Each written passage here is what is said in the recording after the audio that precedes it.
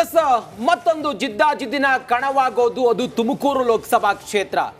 ತುಮಕೂರು ಲೋಕಸಭಾ ಕ್ಷೇತ್ರದಲ್ಲಿ ಈ ಬಾರಿ ಹೇಗಾದ್ರೂ ಮಾಡಿ ಅಲ್ಲಿ ಸ್ಪರ್ಧೆ ಮಾಡಬೇಕು ಅಂತ ಹೇಳಿ ವಿ ಸೋಮಣ್ಣನವರು ಲಾಬಿಯನ್ನ ಮಾಡಿದ್ದೇ ಬಂತು. ಸಿಟ್ಟಿಂಗ್ ಎಂಪಿ GS ಬಸವರಾಜು ಅವರು ಕೂಡ ವಿ ಸೋಮಣ್ಣನವರು ಸ್ಪರ್ಧೆ ಮಾಡಿದ್ರೆ ನಾನು ಕ್ಷೇತ್ರವನ್ನ ಬಿಟ್ಕೊಡ್ತೀನಿ ಅನ್ನೋದನ್ನು ಕೂಡ ಹೇಳಿದ್ರು. ಆದ್ರೆ ಈಗ ವಿ ಸೋಮಣ್ಣನವರಿಗೆ ಅವರ ಆಸೆಗೆ ತಣ್ಣೀರು ಬಟ್ಟೆನ ಹಾಗಾದ್ರೆ.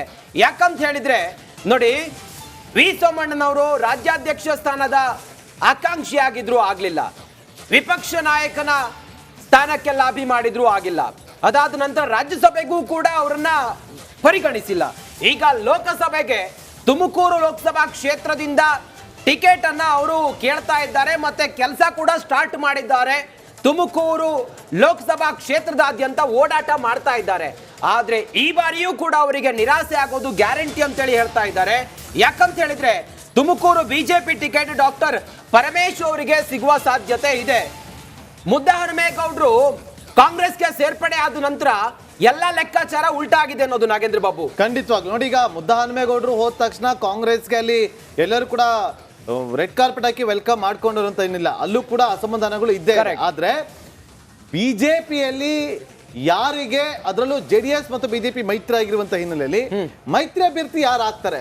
ಎಸ್, ಬಸವರಾಜ್ ಅವ್ರಿಗೆ ಕೊಡ್ತಾರ ಮತ್ತೊಮ್ಮೆ ಹೇಳಕ್ಕಾಗಲ್ಲ. ಯಾಕಂದ್ರೆ ಡೆಲ್ಲಿನಾಗ ನಾನು ಕೂಡ ಹೋಗಿದ್ದಾಗ ಸೋಮಣ್ಣ ಅವ್ರನ್ನ ಒಂದು ಪ್ರಶ್ನೆ ಕೇಳಿದ್ದೆ. ದೆಹಲಿಯಲ್ಲಿ ಕಳೆದ ತಿಂಗಳ ನಾನು ಹೋದಾಗ ಅವ್ರಿಗೆ ಒಂದು ಪ್ರಶ್ನೆ ಕೇಳಿದ್ದೆ, ಏನ್ ಸರ್ ತುಮಕೂರಿಗೆ ಟಿಕೆಟ್ ಕೊಟ್ರೆ ಓಡಾಡ್ತಾ ಇದ್ರ ಅಂತ ಕೇಳಿದಾಗ, ಕೊಟ್ರೆ ನಾನು ನಿಂತ್ಕೋತೀನಿ, ನಾನೇನ್ ಬೇಡ ಅಂತ ಹೇಳ್ತೀನಿ ಅಂತ ನೇರವಾಗಿ ಹೇಳಿದ್ರು. ಯಾಕಂದ್ರೆ ವಿಧಾನಸಭಾ ಚುನಾವಣೆಯಲ್ಲಿ ಎರಡೆರಡು ಕ್ಷೇತ್ರಗಳಲ್ಲಿ ನಿಂತು, ವರುಣಾ ಮತ್ತು ಚಾಮರಾಜನಗರದಲ್ಲಿ ನಿಂತು ಹೀನವಾಗಿ ಸೋಲನ್ನು ಅನುಭವಿಸಿದ್ರು. ತಮ್ಮ ಸ್ವಕ್ಷೇತ್ರ ಗೋವಿಂದರಾಜ ನಗರವನ್ನ ಬಿಟ್ಟು ಅವರು ಅಲ್ಲಿ ಹೋಗಿದ್ರು. ಅಸಮಾಧಾನ ಇತ್ತು. ಸಿದ್ಧಗಂಗಾ ಶ್ರೀಗಳನ್ನ ಭೇಟಿ ಮಾಡಿ ಬಹಳಷ್ಟು ಬೇಸರವನ್ನ ವ್ಯಕ್ತಪಡಿಸಿದ್ರು. ಆ ಬಳಿಕ ರಾಜ್ಯಸಭೆಗೆ ಹೋಗ್ತಾರಂತೆ ಅಂತ ಹೇಳಿದಾಗ ಅವ್ರ ಮಗದಲ್ಲಿ ಸ್ವಲ್ಪ ನಗುಮುಖ ಕಂಡು ಬಂದಿತ್ತು.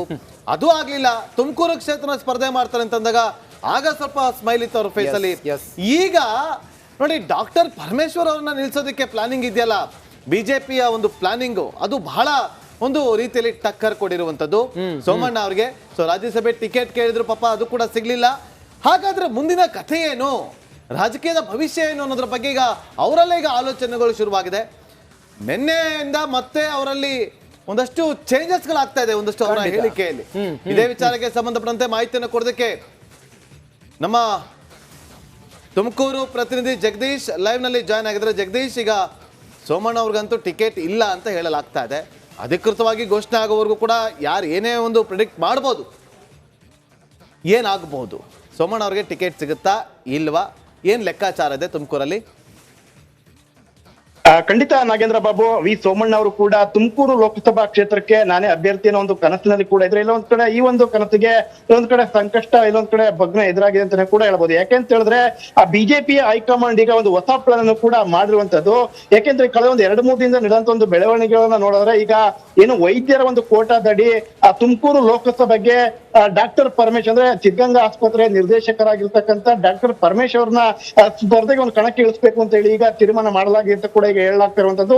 ಈಗಾಗಲೇ ಅಂದ್ರೆ ಓವರ್ ಆಲ್ ಅಂದ್ರೆ ಸ್ಟೇಟ್ ನಲ್ಲಿ ನೋಡಿದ್ರೆ ಈಗ ವೈದ್ಯರ ಒಂದು ಕೋಟಾದಡಿ ಇಬ್ಬರ ಹೆಸರು ಕೂಡ, ವೈದ್ಯರ ಹೆಸರು ಕೂಡ ಕೇಳಿ ಬರ್ತಾ ಇರುತ್ತದೆ. ಅಂದ್ರೆ ಬೆಂಗಳೂರು ಗ್ರಾಮಾಂತರಕ್ಕೆ ಡಾಕ್ಟರ್ ಮಂಜುನಾಥ್ ಅವರ ಹೆಸರು ಕೂಡ ಕೇಳಿ ಬಂದ್ರೆ, ಅದೇ ರೀತಿಯಾಗಿ ತುಮಕೂರು ಲೋಕಸಭಾ ಕ್ಷೇತ್ರಕ್ಕೆ ಡಾಕ್ಟರ್ ಪರಮೇಶ್ ಅವ್ರನ್ನ ಸ್ಪರ್ಧೆಗೆ ಒಂದು ಕಣಕ್ಕೆ ಇಳಿಸ್ಬೇಕು ಅಂತ ಹೇಳಿ ಈಗ ಒಂದು ತೀರ್ಮಾನ ಕೂಡ ಮಾಡಲಾಗಿದೆ ಕೂಡ ಈಗ ಹೇಳಲಾಗ್ತದೆ. ಇದೇ ಒಂದು ಹಿನ್ನೆಲೆಯಲ್ಲಿ ಇವತ್ತು ಪರಮೇಶ್ ಅವರು ಕೂಡ ಹುಬ್ಬಳ್ಳಿಗೆ ತೆರಳಿ ಅಲ್ಲಿ ಕೇಂದ್ರ ಸಚಿವರಾದಂತ ಪ್ರಹ್ಲಾದ್ ಜೋಶಿ ಅವರ ಭೇಟಿಯಾಗಿ ಈಗ ಅದ್ರ ಬಗ್ಗೆ ಒಂದು ಮಾತುಕತೆಯನ್ನು ಕೂಡ ನಡೆಸಿರುವಂತದ್ದು. ಯಾಕಂತ ಹೇಳಿದ್ರೆ ಈ ಒಂದು ಬಿಜೆಪಿ ಹೈಕಮಾಂಡ್ ಯಾವಾಗ ಒಂದು ಯಾವ ರೀತಿಯಾಗಿ ತೀರ್ಮಾನ ತೆಗೆದುಕೊಳ್ಳಲಾಗುತ್ತೆ ಅಂತ ಕೂಡ ಯಾರು ಕೂಡ ಊಹೆಯನ್ನು ಕೂಡ ಮಾಡೋದಕ್ಕಾಗಲ್ಲ. ಯಾಕಂತ ಹೇಳಿದ್ರೆ ಆ ಒಂದು ಬಿಜೆಪಿ ಒಂದು ಹೈಕಮಾಂಡ್ ನೋಡೋದಾದ್ರೆ, ಒಂದು ಲೆಕ್ಕವನ್ನು ನೋಡೋದಾದ್ರೆ, ಏನು ಆ ರಾಷ್ಟ್ರಪತಿ ಅವರಾಗಿರ್ಬೋದು ಆಯ್ಕೆ ಆಗಿರ್ಬೋದು, ಮತ್ತೆ ಏನು ಯೋಗಿ ಆದಿತ್ಯನಾಥ್ ಆಗಿರ್ಬೋದು, ಈಗ ಮತ್ತೆ ಮೊನ್ನೆ ನಡೆದಂತ ಒಂದು ಏನು ರಾಜ್ಯಸಭಾ ಚುನಾವಣೆಗೆ ಭೂಪೇಂದ್ರ ರೆಡ್ಡಿ ಸೋಮಣ್ಣ ಅವರ ಪ್ರತಿಕ್ರಿಯೆ ಸಿಗೋವರೆಗೂ ಕೂಡ ನಾವೇನು ಕೂಡ ಎಕ್ಸ್ಪೆಕ್ಟ್ ಮಾಡಕ್ ಆಗೋದಿಲ್ಲ.